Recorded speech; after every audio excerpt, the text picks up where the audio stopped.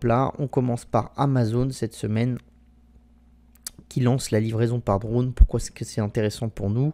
Parce que contrairement à tout ce qu'on a vu avant, c'est-à-dire la livraison entre centres de logistique de tri, la livraison entre le continent et les îles, un peu complexe d'accès comme on a vu en Angleterre récemment sur l'hebdo des semaines dernières. Là, on est sur quelque chose qui fait de la livraison vraiment vers le consommateur, c'est-à-dire vous achetez une peluche, un micro, ce que vous voulez, et c'est livré par drone. D'accord? Donc ça, c'est très intéressant. Pourquoi? Parce que tout ce qui est livraison d'une île vers le continent, ou tout ce qui est livraison d'un centre logistique vers un autre centre logistique, généralement, c'est des couloirs aériens bien déterminés. Et du coup, on appelle ça des couloirs, enfin, c'est ce qu'on fait en B2B, d'accord? Mais vous n'amenez pas jusque n'importe quel consommateur. Et c'est vrai que ce qui était vu comme intéressant dans le drone, c'était l'intérêt d'avoir un centre de logistique et après d'avoir des drones qui se baladent un peu partout et qui sont capables d'amener les colis directement chez la personne. Il faut savoir que dans le monde de l'e-commerce, c'est ce qu'on appelle le dernier kilomètre, ça. Et c'est très très cher. C'est ce qui vous coûte le plus cher généralement et qui est le moins optimisable. Pourquoi? Parce que vous pouvez difficilement mettre des semi-remorques dans les rues de Paris. Et puis d'autre façon, il y aurait une problématique de temps à aller trouver le colis qu'il faut livrer, etc. La problématique aussi, c'est que généralement quand on fait du dernier kilomètre, bah, vous avez tous les ennuis des villes, les bouchons, les choses comme ça. Alors on a essayé avec les vélos, avec les machins, on a mis plein de choses différentes pour essayer de transformer ce dernier kilomètre et d'être sur des choses qui sont un peu moins chères.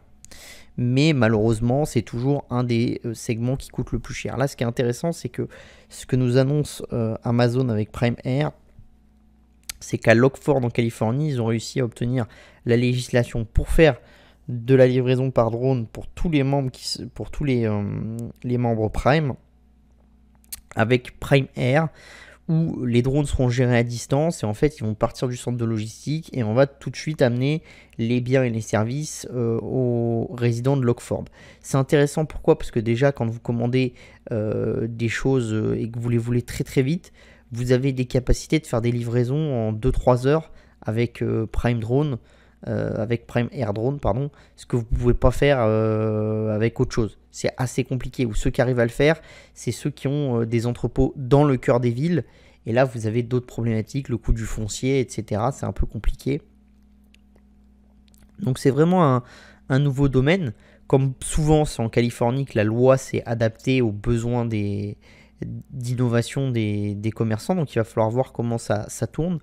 Il va falloir voir aussi s'il y a des petits problèmes, ce genre de choses. Il ne faut pas oublier qu'aussi, une des choses qui rend très cher la livraison du dernier kilomètre, c'est quand vous faites du dernier kilomètre, ben, entre guillemets, vous avez en gros, à l'heure actuelle, alors, enfin en gros, hein, mais 3 choix.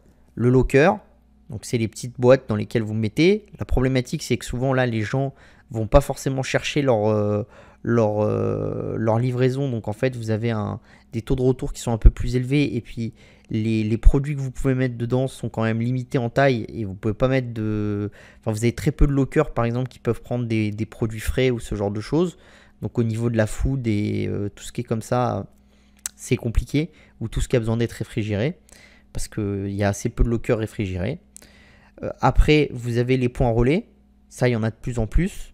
Malheureusement, l'autre défaut des points relais, c'est qu'à chaque fois que vous avez un point relais colis, un point relais Amazon, etc., ça coûte de l'argent à Amazon, etc., de faire le relais à quelqu'un. Et ça coûte assez cher. Par colis, ça peut être de l'ordre de plusieurs euros à plusieurs dizaines de centimes. Ce qui, fondamentalement, multiplié par un certain nombre de colis, et si vous êtes sur des colis avec des marges qui sont assez faibles, est moins intéressant.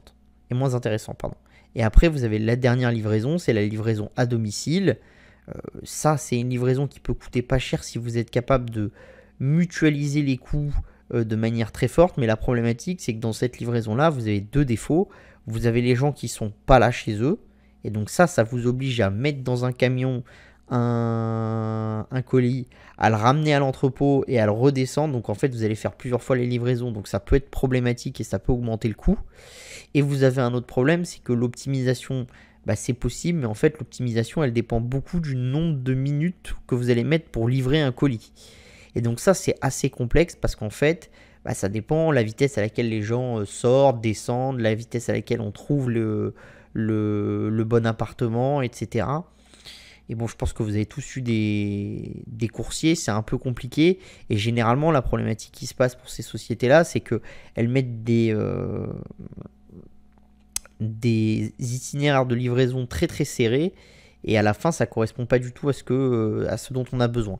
Donc c'est là que c'est intéressant quand même, cette histoire pour Amazon, parce que beaucoup de gens pensent que le drone, c'est quelque chose d'intéressant parce que rendre le drone capable de transporter du frais, c'est assez facile. Réfrigérer un drone, c'est assez facile.